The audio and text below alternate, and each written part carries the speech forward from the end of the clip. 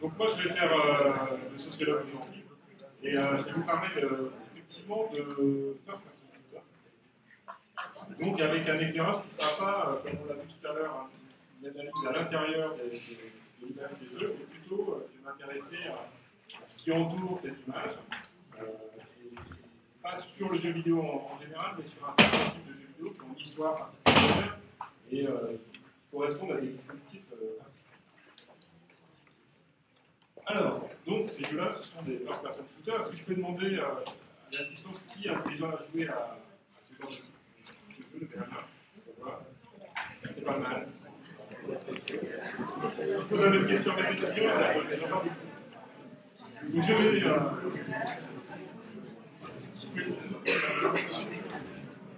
Alors, donc, c'est des jeux type Battlefield, Call of Duty, Counter-Strike, etc.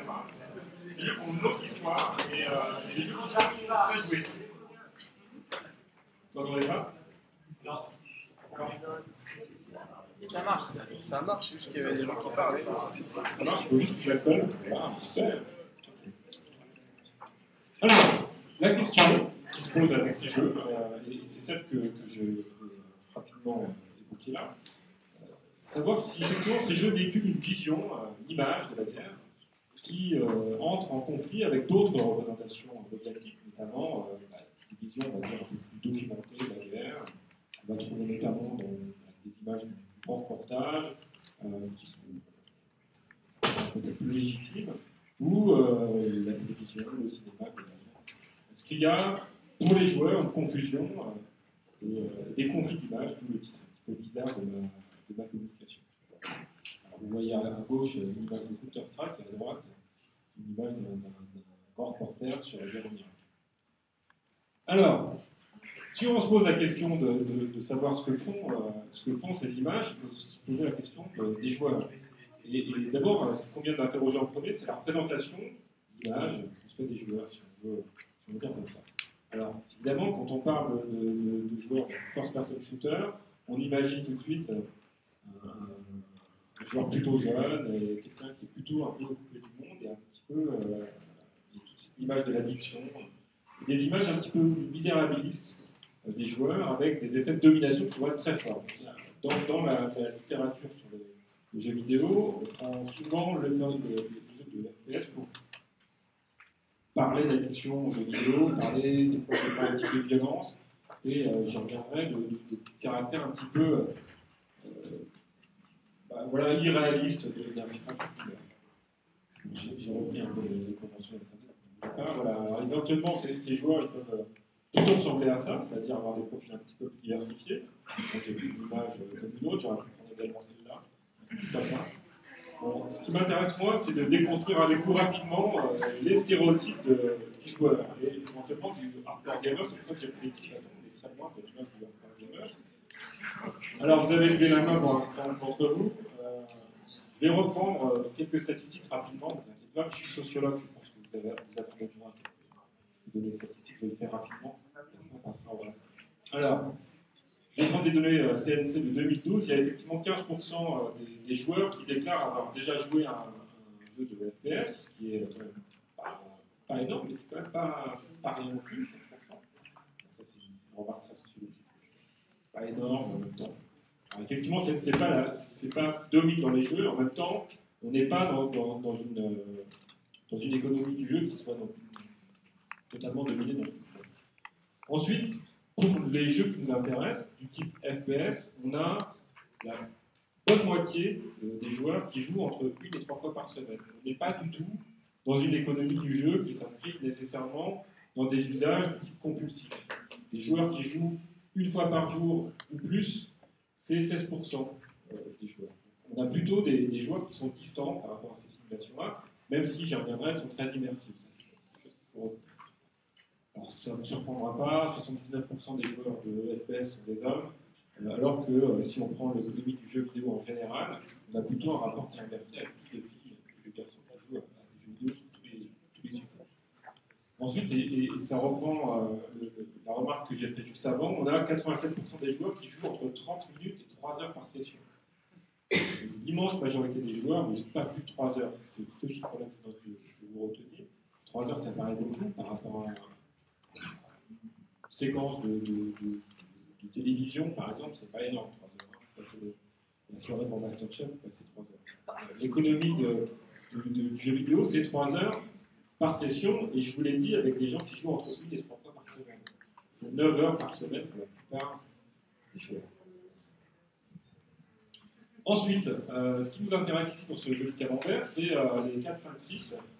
Donc, une grosse majorité des joueurs, près de 70%, qui ont 25 ans et plus. Les joueurs de FPS. On n'a pas du tout affaire à un public majoritairement adolescent, contrairement à l'image qu'on s'en fait.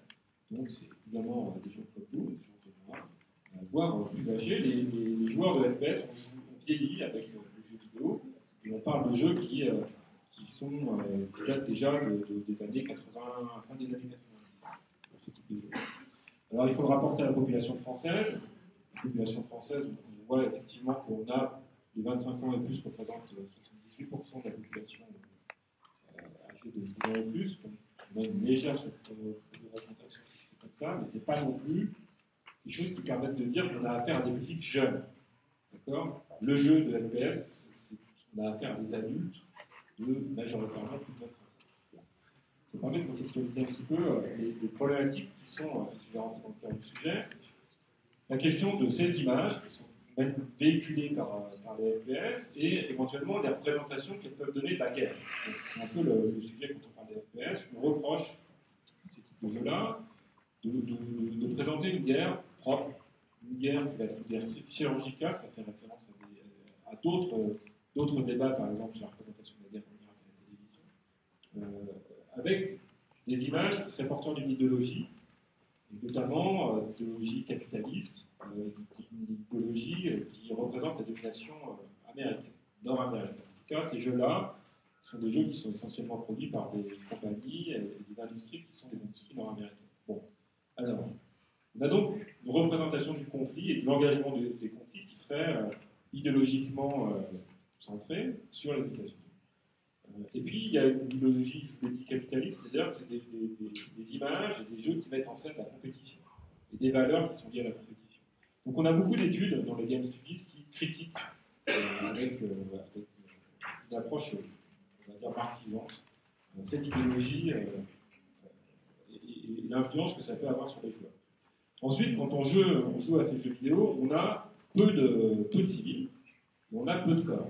La plupart des corps disparaissent. Effectivement, on n'a pas une représentation de la mort qui soit, entre guillemets, réaliste, qui est à ce qui peut être décrit comme étant une expérience de guerre, une expérience de guerre.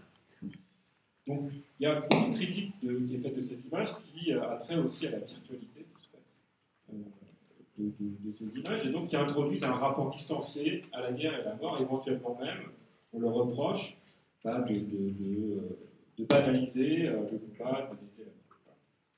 Rapidement aussi, je ne vais pas y revenir, moi, ce qui m'intéresse, c'est effectivement de prendre un certain nombre de titres précis et de regarder effectivement comment ils sont faits.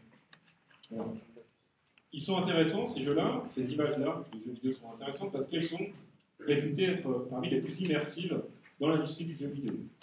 Donc, si je le dis différemment, je fais référence à des travaux de Goldhaber, par exemple, ou de Dominique Coulier, elles font appel à des régimes d'immersion, des régimes d'attention qui sont complexes et particuliers. Donc, on fait appel à des régimes d'alerte, on vous tient en alerte, en même temps on vous fidélise. Tout est fait pour que vous restiez longtemps face à ces simulations et que vous y investissiez le plus d'attention possible.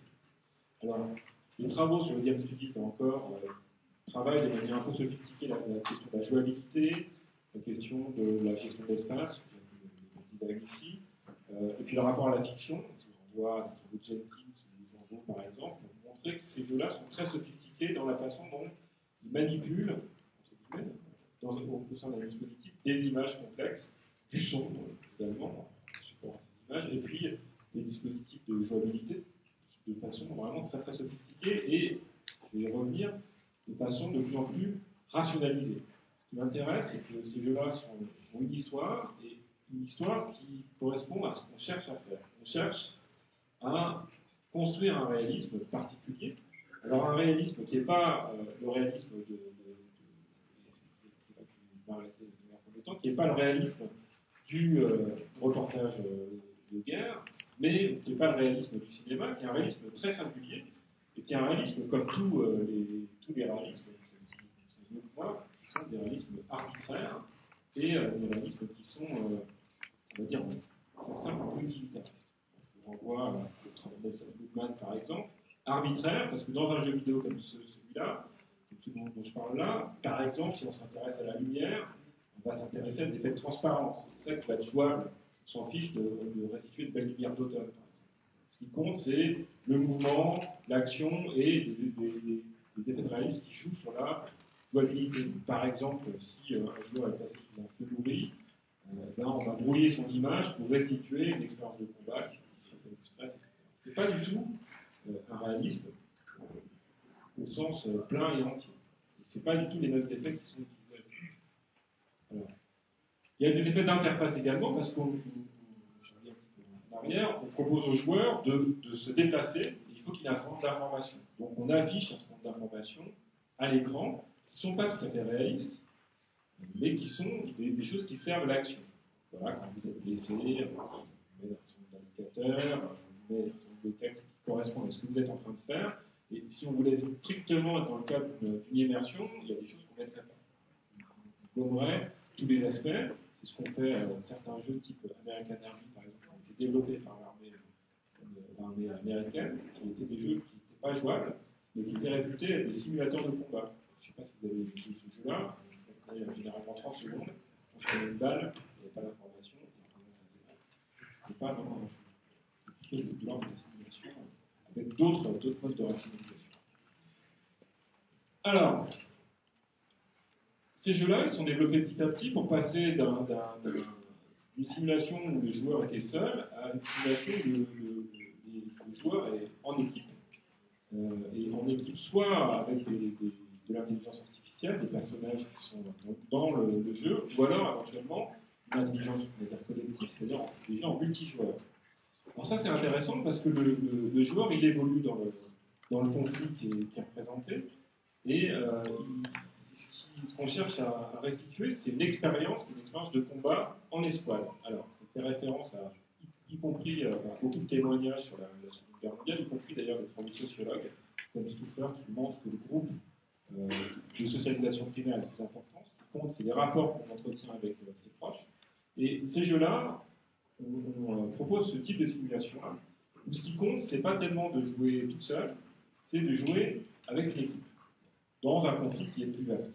Alors ça, c'est déjà une dimension qui permet de prendre un petit peu de distance par rapport à la représentation de la guerre.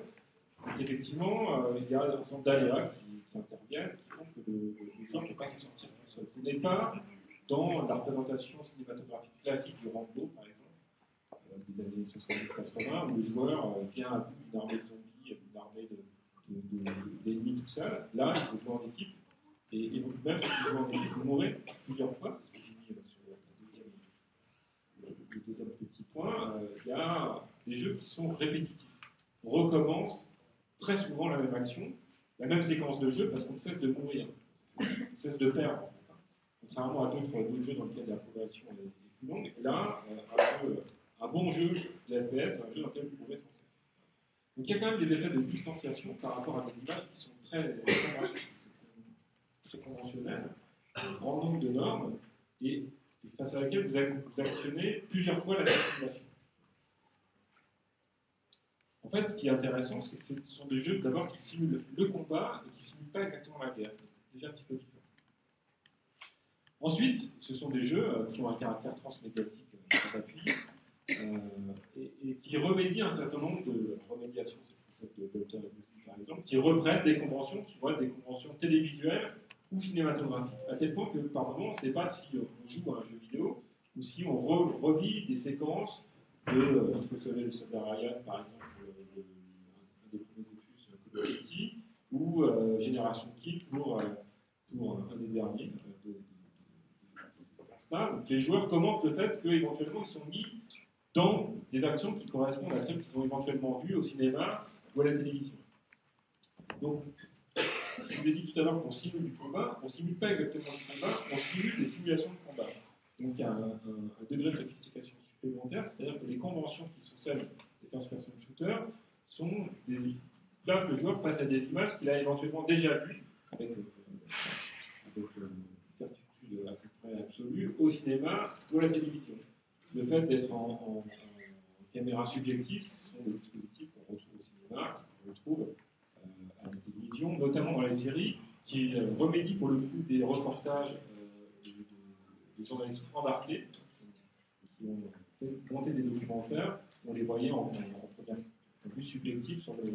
Je vous renvoie notamment à la série Génération Kill qui présente une image de la guerre embarquée, avec des aspects critiques.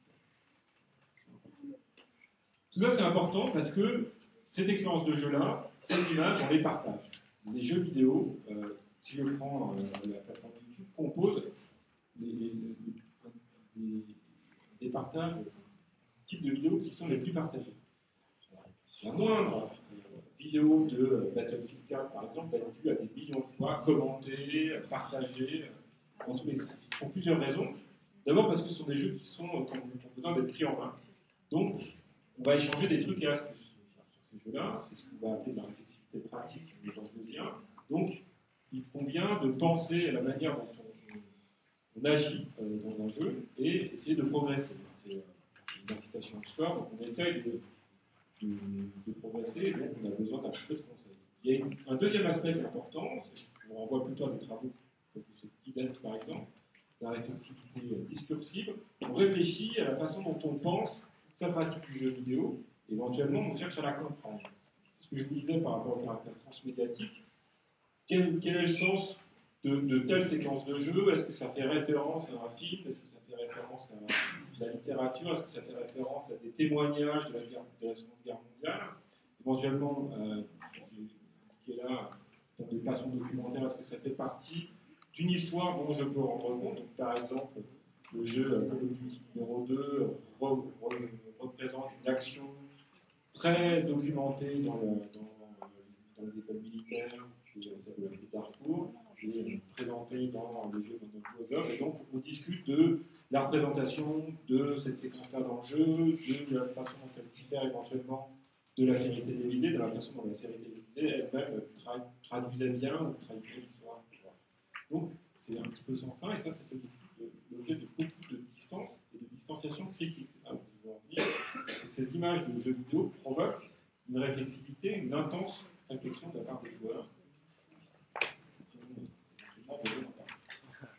Autre élément intéressant de prise de distance, c'est que l'idée, c'est toujours le même par le binôme de la réflexivité institutionnelle, c'est-à-dire que du côté des industries comme des institutions, on va chercher à reprendre ces images-là et à jouer sur la connivence. Par exemple, un Medcap, qui a été ce type, va faire une campagne de publicité pour inciter les jeunes à se scroller. Souvent, devenez-vous-même.com et des images qui sont très proches du jeu vidéo. Du coup, l'un des éditeurs de jeux vidéo va sortir dans le même temps une campagne qui va s'appeler, qui va prendre comme pour souvent, devenez plus que vous-même, avec un site de plus que vous-même.com, et tous même le lisent jusqu'à sortir des affiches en même temps dans les mêmes jeux. On montre bien qu'effectivement, ah oui, l'armée cherche à jouer sur votre expérience, on s'appuie sur le fait que vous avez du recul et de la réflexivité, que vous allez commenter ces campagnes, et donc vous propose de réfléchir en plus que vous-même, et bien prendre conscience que quand vous jouez à un jeu vidéo, vous ne jouez pas tout à fait, vraiment, à être un vrai et pur soldat. Donc il y a ce que j'ai appelé une course à l'armement réflexif, où effectivement les institutions, comme les industries, ont bien identifié ces façons dont les joueurs partagent leurs expériences et les alimentent, y compris d'ailleurs maintenant développent.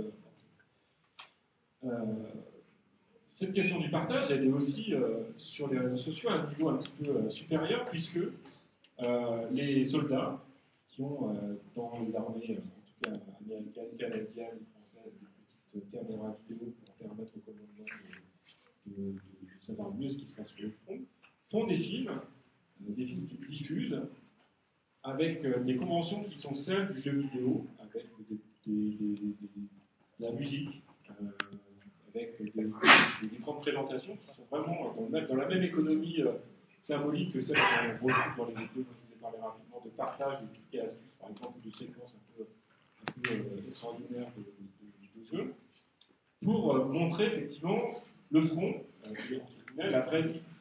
Partager une expérience de soldat, une expérience de combat réel. D'ailleurs, on ne voit pas les ennemis, on tire dans tous les sens. Et on commente, c'est précisément ces vidéos qui reprennent les conventions des images de jeux vidéo pour dire que précisément on n'est pas dans un jeu vidéo. Et que précisément les joueurs qui sont planqués derrière leurs jeux vidéo n'ont pas conscience à quel point ces expériences-là diffèrent des expériences réelles en combat. Si je finis sur cette question de partage, on a aussi beaucoup de parodies de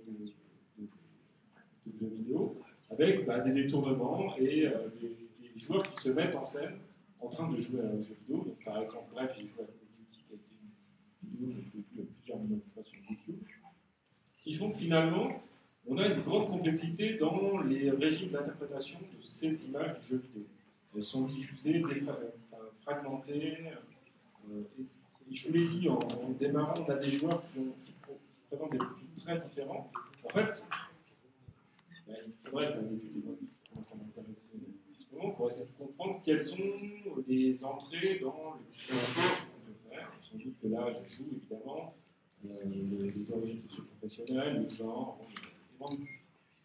évidemment beaucoup de facteurs sociaux qui permettent de comprendre, de donner sens à cette diversité de régimes d'interprétation.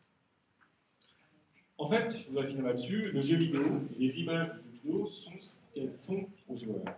Plutôt que de commenter la manière dont elles sont produites strictement, je fais appel à l'école pragmatique, je vous renvoie par exemple aux travaux d'Antoine Aignon. Ce qui compte, ce sont bien les émotions qui sont créées par ces images-là, et éventuellement la façon dont on va en parler par la suite. Au moment où on joue, certes, mais aussi les émotions qu'on va trouver en parler.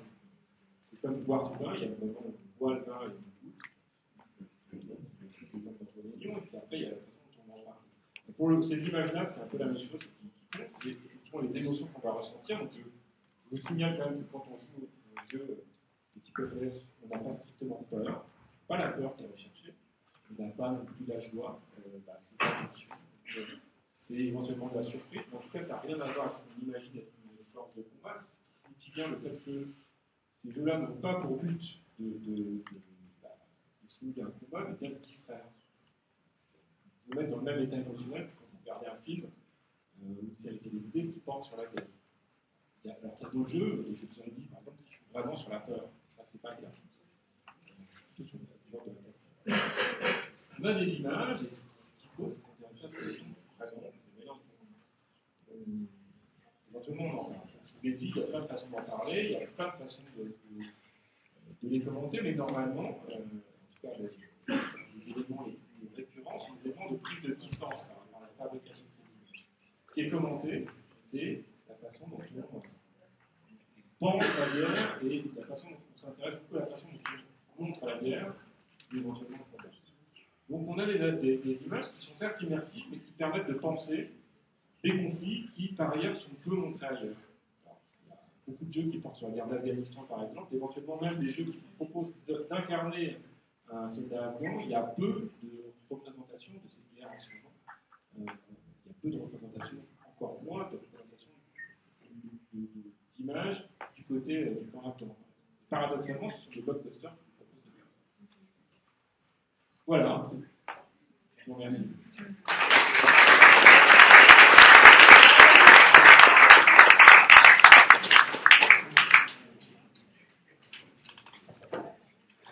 De jouer avec nous et qu'on a prévu des temps comme ça aujourd'hui et demain, des temps de conversation et de questions.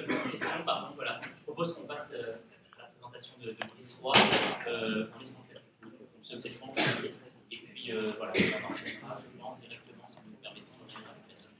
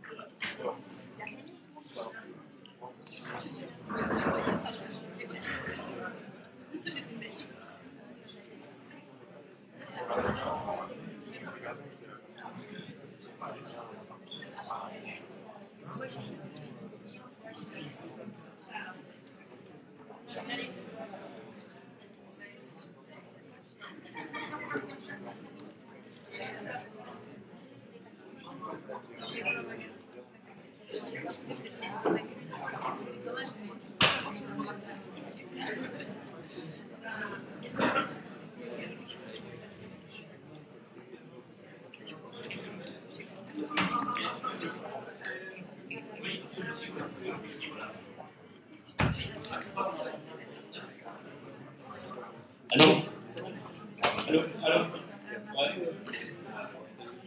Ok.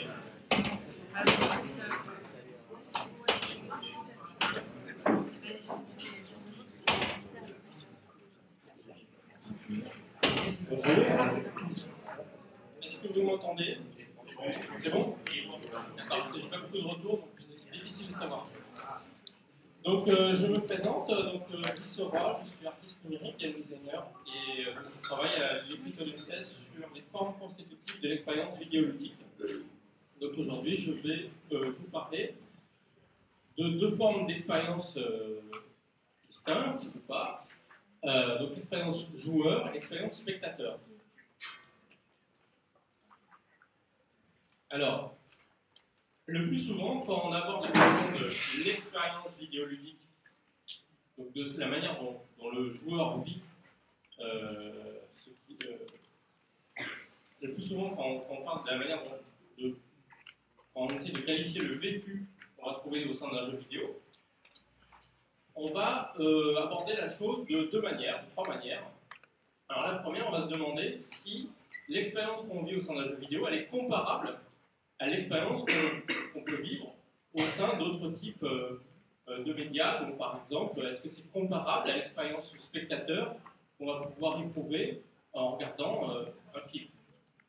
Ou à l'inverse, on va se demander si justement elle n'est pas spécifique. Donc elle relève d'un régime qui lui serait propre. Donc, typiquement, on va avoir d'un côté un certain nombre de recherches qui vont essayer de montrer en quoi le jeu vidéo peut être rapproché du cinéma, par exemple, et comment finalement l'expérience qu'on va pouvoir y vivre peut être interprétée à l'aide des outils qu'on pouvait utiliser quand il s'agissait de qualifier l'expérience du spectateur face à un film. Et puis à l'inverse, on va dire mais non, pas du tout. Au contraire, l'expérience du joueur, ça n'a absolument rien à voir. Et cela d'abord en raison du rôle actif que peut avoir le joueur, que doit avoir le joueur au sein du système de jeu. Et puis bien sûr, vous avez donc un troisième type de positionnement qui d'une certaine manière cherche à faire la synthèse de ces deux propositions, de ces deux approches initiales, en disant par exemple qu'on va pouvoir penser l'expérience vidéoludique comme la continuation, l'extension et le dépassement des expériences spectateurs qu'on va pouvoir vivre dans d'autres types de médias. Et donc typiquement, de ce point de vue-là, qu'est-ce qu'on fait? On cherche à qualifier l'expérience vidéoludique en partant de cette hypothèse qu'il s'agit d'une expérience enrichie ou augmentée. La technologie numérique permettant d'une certaine manière de rendre des images interactives. Et du même coup, l'interactivité se présente, apparaît comme un prédicat qu'on va pouvoir ajouter sur l'image, et vous comprenez du même coup la conséquence de ce type de raisonnement, c'est bien évidemment la gestualité, l'activité gestuelle qui fonde la possibilité d'opérer au sein du système de jeu. Cette gestualité se trouve rabattue sur le champ de la visualité. Alors, donc, qu'il s'agisse de la première, de la seconde, de la troisième approche, dans tous les cas, qu'est-ce qu'on fait? On cherche à se demander si finalement l'expérience vidéoludique c'est d'abord une expérience joueur distincte, ou si elle peut être rabattue sur un régime d'expérience qu'on connaît déjà bien, donc l'expérience spectateur. Alors, pour ma part, je vous propose de revenir sur un certain nombre de points qui sont en fait, on va dire, qui prisent le sens commun et qui me semblent pourtant importants d'avoir en tête quand on veut chercher à qualifier l'expérience vidéoludique en propre. À savoir tout simplement se demander, pour qu'il y ait spectacle, et donc pour qu'il y ait des spectateurs, à un moment donné, de quoi avons-nous besoin?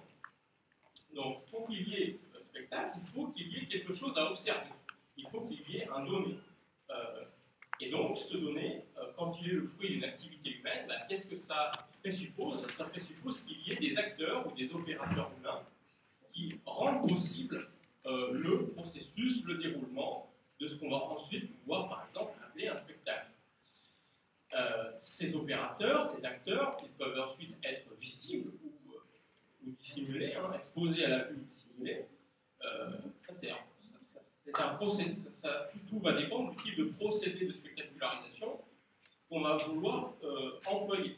Mais du coup, on comprend bien que pour qu'il y ait spectacle, il faut qu'il y ait la construction d'un ensemble de choses qui sont données à voir. Donc, on parle du coup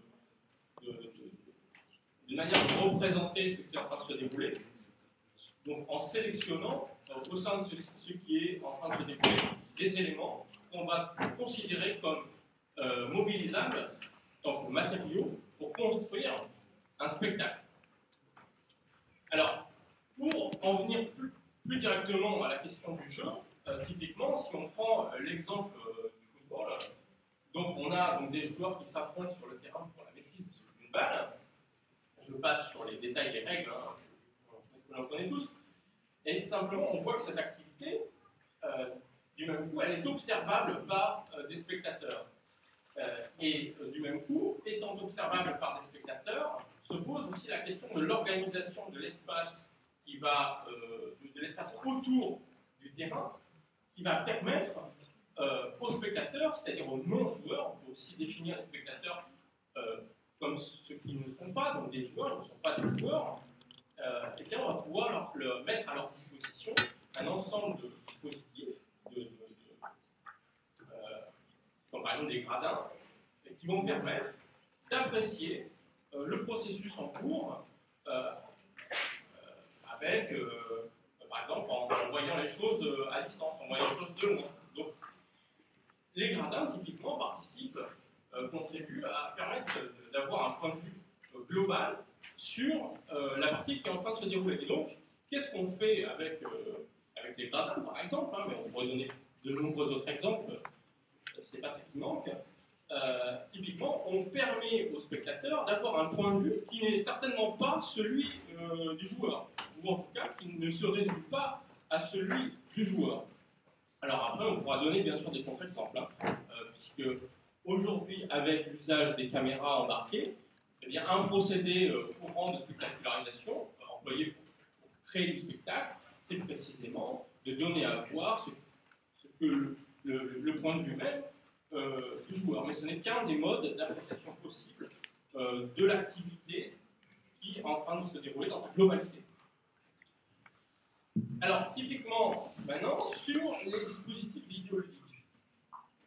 Alors, typiquement, c'est pas forcément l'approche qu'on a d'emblée quand on s'interroge sur l'essence du jeu vidéo. A fortiori, les concepteurs eux-mêmes ne pensent pas d'emblée la place du spectateur dans les dispositifs vidéoludiques qu'ils mettent en place. Donc par exemple là, l'exemple de la borne d'arcade est assez criant à cet égard, puisque typiquement, dans la manière dont est configurée une borne d'arcade, donc je parle à la fois de la taille de l'écran, mais aussi de la manière dont les contrôleurs sont disposés devant l'écran, ou encore des bordures de la borne elle-même qui empêchent de voir les choses sous un angle sur les côtés. Et typiquement, je ne sais pas si vous avez déjà essayé de regarder quelqu'un jouer à un jeu sur borne d'arcade, le corps du joueur fait obstruction. Le corps du joueur fait obstruction, le dispositif fait obstruction. Donc il y a tout un ensemble de choses qui rendent problématique l'accès à quoi? Vous voyez où je veux en venir? C'est-à-dire que la question, c'est pas ma question, c'est pas du tout l'accès à l'expérience du joueur, c'est l'accès au spectacle potentiel généré par la performance du joueur. D'accord? Donc ça, c'est un exemple. On pourrait continuer en dressant, en faisant un petit peu le résumé de l'historique des dispositifs informatiques, des dispositifs numériques qu'on va pouvoir trouver tout au long de l'histoire des jeux vidéo et voir comment ils sont souvent pensés. Alors, c'est pas simplement la question de savoir s'ils sont pensés pour un usage unique pour un seul joueur, parce que ça vaut aussi dans le cas des jeux multijoueurs. Simplement, quelle est la place que l'on a ménagée? Est-ce qu'il y a une place que l'on a ménagée pour les spectateurs? Est-ce que ça, c'est une question qui même vient une seule fois à l'esprit du concepteur quand il est en train de travailler sur un de ces jeux? Donc voilà, ça c'est une question qui me semble importante parce que c'est quand même surprenant, si je reviens sur le football, de voir un petit peu le grand écart qu'il y a tout de suite entre la manière dont on se fait une représentation de toutes sortes d'activités ludiques. Alors là, le football, bien sûr, on va dire ça s'apparente au sport, mais on pourrait donner de nombreux autres exemples et montrer par la même occasion que certains types de jeux, de par leur configuration, de par leur propriété, se prêtent plus ou moins bien à la spectacularisation. Et donc, je ne suis pas du tout en train de dire que n'importe quel jeu non numérique serait apte à générer du spectacle, tandis que les jeux vidéo, eux, ne le seraient pas. C'est pas du tout ce que je suis en train de dire. D'ailleurs, donc, c'est un exemple. Bon, un exemple. On voit bien, c'est écrit un peu petit peut-être. Typiquement, alors, le cas du e-sport. En apparence, justement, le e-sport, on a là matière à comparaison avec le football, pourquoi pas avec tout ce qui va relever des matchs d'affrontement, des affrontements dans les sports de combat. Donc, par exemple, la boxe, comment la boxe est mise en scène, quel est le rôle du ring et du coup de la visibilité que permet le ring de par sa structure pour des spectateurs. Et là, vous voyez typiquement sur l'image, qu'est-ce qu'on a? Alors ça, c'est assez typique des retransmissions en live ou en différé d'affrontements dans le domaine du e-sport, de la compétition dans le domaine des jeux vidéo. Mais typiquement, on voit tout de suite qu'il y a une conflictualité et une tension qui arrive tout de suite. C'est qu'est-ce qu'on fait du corps de joueur? Qu'est-ce qu'on en fait? Donc là, typiquement, on voit d'un côté, on a l'image in-game, donc l'image dans le jeu, qui s'affiche à l'écran. Et puis à droite, qu'est-ce qu'on a? On a les joueurs. Et donc, les joueurs qui sont en train de réaliser la performance à laquelle on assiste à l'écran. Mais alors, où se situe la performance? On voit bien tout le problème que ça pose et on voit bien ce que ça suppose. C'est-à-dire que pour qu'il y ait ce type de problème, eh bien, il faut bien qu'à un moment donné, la position et la place même du joueur quand il joue à un jeu vidéo mobilisant des écrans, il faut bien que cette place elle-même soit problématique. C'est-à-dire, en d'autres termes, où est-ce que le joueur se trouve? On le voit bien d'ailleurs aussi dans les articles de presse, hein, dans un test de jeux vidéo, par exemple. Ben, qu'est-ce qu'on montre le plus souvent? On montre des screenshots, des captures d'écran. Comme si la capture d'écran était une manière de capter ce qui se passe, ce qui a lieu en cours de partie. Alors que, techniquement parlant, à minima techniquement parlant, une image n'est jamais que la traduction tardive d'un certain état du système. Au sens où, finalement, là, par exemple, ce qu'on voit à l'image, c'est seulement une manière possible d'interpréter l'ensemble des processus de calcul qui sont à l'œuvre dans le système de jeu. Et quand un joueur de haut niveau, enfin, pour être un joueur de haut niveau, un truc qui est indispensable, c'est d'arriver à voir au-delà et derrière l'image. Si le joueur s'en tient à ce qui est affiché, à un moment donné, il ne pourra plus progresser, tout simplement parce que, par exemple, il ne prendra pas en compte la latence, donc le délai qu'il y a entre le moment où les processus ont lieu dans le système et le moment où ces processus sont traduits en différé, ou du temps de calcul, à l'image. Donc, pour revenir sur la question de la conflictualité entre le corps du joueur et ce qui se passe à l'écran, c'est typiquement, à un moment donné, le corps du joueur, dans un jeu comme celui-là, qu'est-ce qu'il y a à voir en termes de spectacle? Des mains qui bougent sur un joystick. Est-ce que ça suffit pour faire spectacle? Alors, ça peut participer, ça peut y contribuer, à condition que le spectateur en question soit au fait ait déjà une connaissance du jeu assez pointue. Mais même dans ce cas-là, bon, on ne va pas non plus passer des heures à regarder des mains appuyées sur des boutons. Donc ça montre un petit peu le chiasme qu'il peut y avoir entre tout ce qu'il peut y avoir de spectaculaire à l'écran, et ça c'est seulement une possibilité réservée à certains types de jeux, et le niveau d'expressivité ou de non-expressivité de la performance elle-même au moment où elle est mise en œuvre sur la manette. Donc tout ça relève de l'engagement corporel.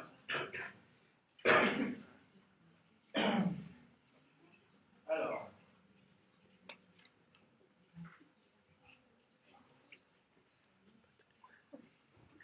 là, donc j'ai montré un exemple de jeu, donc Street Fighter, qui fait spectacle, qui fait l'objet par exemple de commentaires en live par des commentateurs professionnels.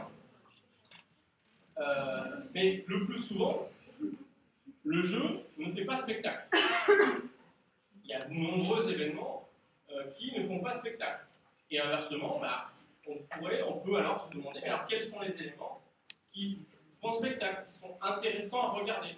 Et typiquement, si vous êtes un petit peu joueur, vous avez, ou d'ailleurs non joueur, mais si vous connaissez des joueurs, vous avez probablement vivre ce genre de moment où le joueur vous dit « Ah non mais attends, là c'est pas intéressant, reviens plus tard quand il y aura par exemple la scène cinématique. » C'est-à-dire que dit autrement, il y a des types d'activités ludiques qui, en raison par exemple de leur répétitivité ou de leur manque de lisibilité, ne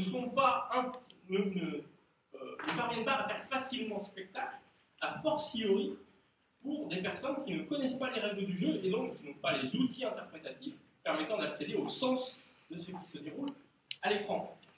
Et du coup, vous voyez aussi comment, par conséquent, l'écran, donc les images qui sont générées à l'écran, le plus souvent sont employées pour, quand on convoque l'écran, quand on convoque les images, c'est pour dire, voilà, les images donnent des choses à voir. Et bien peut-être que ces images, au contraire, sont l'écran.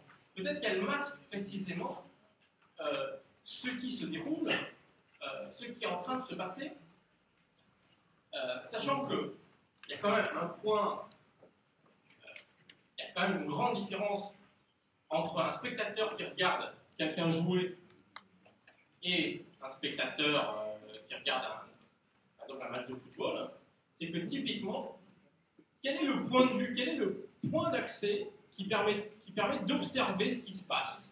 Alors vous avez votre propre point d'accès au sens où vous pouvez regarder le joueur manipuler la manette, mais dès que vous voulez avoir des informations sur l'évolution de la partie, vous êtes vous-même obligé de passer par un écran. Et quel est cet écran? C'est très rarement un écran qui a été conçu, designé pour des spectateurs. Le plus souvent, c'est le point de vue même, c'est le point de vue donné aux joueurs. Donc, en d'autres termes, quand un spectateur regarde une partie, il est toujours contraint d'adopter le point de vue, d'utiliser le mode d'accès dont a besoin le joueur pour pouvoir agir dans la partie. D'accord? Donc si je reprends la comparaison avec les tribunes, les gradins qui peuvent être installés autour d'un terrain de jeu, vous voyez comment on met en place des dispositifs qui permettent d'avoir un autre point de vue, puisque précisément, pour le spectateur, il ne s'agit pas à un moment donné d'avoir les informations nécessaires pour agir de manière efficace. Lui, ce qui lui importe, c'est qu'on lui donne des outils, notamment pour avoir une vision d'ensemble, une vision globale. Chose, au contraire, qu'il ne faut surtout pas donner aux joueurs dans de nombreux jeux. Par exemple, quand vous jouez à StarCraft, si on vous enlève le brouillard de guerre, ça va faire chuter tout de suite la profondeur du jeu, par exemple. Ou si vous jouez à Counter-Strike et que vous n'avez pas une vue FPS, comment vous allez faire pour viser correctement? Ça va être compliqué. En vue de top, je ne sais pas si vous avez déjà essayé de faire des headshots, c'est pas le même délire. Alors, autre manière d'approcher la chose, c'est de voir aussi comment le joueur, assez souvent, est le premier spectateur de sa propre expérience. Alors, donc, bien évidemment, la première chose à laquelle on pense, c'est la scène cinématique, qui arrive comme une sorte de récompense ultime pour, au terme d'une performance que le joueur a réussi à accomplir, au terme d'une série de challenges que le joueur a réussi à surmonter. Alors vous voyez comment c'est l'intérêt qu'il y a à penser du coup, la scène cinématique vis-à-vis de cette articulation entre des phases d'activité et des phases de repos. Mais donc, pour être le spectateur, alors typiquement, avec la scène cinématique, la limite de ça, c'est que quand vous regardez une scène cinématique, vous n'êtes pas le spectateur de votre propre performance. Donc, quand vous dites à votre ami, bien, ça y est, la scène cinématique va se lancer, vous faites tout sauf lui montrer ce que vous êtes en train de faire. Vous faites tout sauf lui donner un accès à la performance que vous avez réalisée. C'est le contraire, puisque c'est le moment, on est dans la pure antithèse on est dans le non-jeu. On est dans une mise entre parenthèses, dans une forme de suspens. Une autre manière d'être dans un rapport au spectacle, c'est le replay. Donc typiquement, où là, on va regarder à nouveau ce qu'on a pu faire. Mais sans doute un des éléments les plus intéressants, c'est bien sûr les outils qui permettent aux joueurs d'organiser la spectacularisation de sa propre expérience pour un spectateur qui va être rien d'autre que lui-même d'abord. Donc typiquement, par exemple là dans Metal Gear Solid, vous avez des moments, alors le gameplay le permet particulièrement puisque c'est un gameplay d'infiltration qui met à disposition du joueur des outils de contrôle de la caméra. Typiquement, grâce à ce type d'outils, le joueur peut construire des formes de mise en scène temporaire et éphémère de sa propre situation dans le jeu. Alors, on pourrait donner d'autres exemples, par exemple, l'usage aussi de tout ce qui est skinage des avatars. Comment le joueur peut personnaliser son avatar, alors bien sûr, pour donner à voir aux autres une certaine image de lui-même, mais aussi quand il a la possibilité d'être en vue de troisième personne, de faire la pause, de se regarder, etc. Voilà. Et donc pour terminer, simplement je voulais ouvrir sur quelques exemples dans ma pratique où on voit comment on peut justement questionner ce rapport joueur-spectateur qui le plus souvent est soit confondu, soit pensé comme antinomique, alors que précisément pour qu'il y ait expérience spectateur, il faut qu'il y ait d'abord une performance qui soit réalisée. Alors le premier exemple, c'est un jeu qui s'appelle Fenêtre d'opportunité. Alors c'est un jeu où la manette est une pièce. C'est-à-dire qu'il y a des boutons qui sont répartis sur 3 murs. D'accord ? Donc là, typiquement, vous voyez un joueur qui est en train d'appuyer sur les boutons avec les différentes parties de son corps, ses pieds, une main, il peut utiliser aussi ses genoux, il est obligé à un moment donné de le faire, s'il ne veut pas perdre. Et typiquement, qu'est-ce qui se passe ? Le joueur, les spectateurs, où est-ce qu'on les a mis sur ce jeu-là ? On les a mis dehors, hors de la boîte. Donc le performeur joueur, il est filmé par une webcam, et à l'extérieur de la boîte, la performance qu'est en train d'accomplir le joueur, elle est retransmise. D'accord ? Et donc la seule chose que voit le spectateur, c'est le corps du joueur en train de jouer, le corps jouant. Comme disait Mathieu tout à l'heure. Quant à ce qui se passe à l'écran, et chose que le joueur lui regarde, ça on ne le montre pas au spectateur. Un autre exemple, c'est Constant Move Forward, j'aurais pu aussi citer Dive, qui sont des jeux qui sont performés sur scène par un joueur, donc à n'importe quel moment le joueur peut perdre. Mais tout l'intérêt de ce type de dispositif, c'est qu'ils peuvent être appréciés pour les qualités intrinsèques, les qualités esthétiques qui leur sont propres, sans avoir besoin de connaître les règles du jeu. Et même a fortiori, potentiellement, si on n'en connaît pas les règles. Et un dernier exemple, donc, qui est donc, exposé voilà. Donc And the Rhino Says.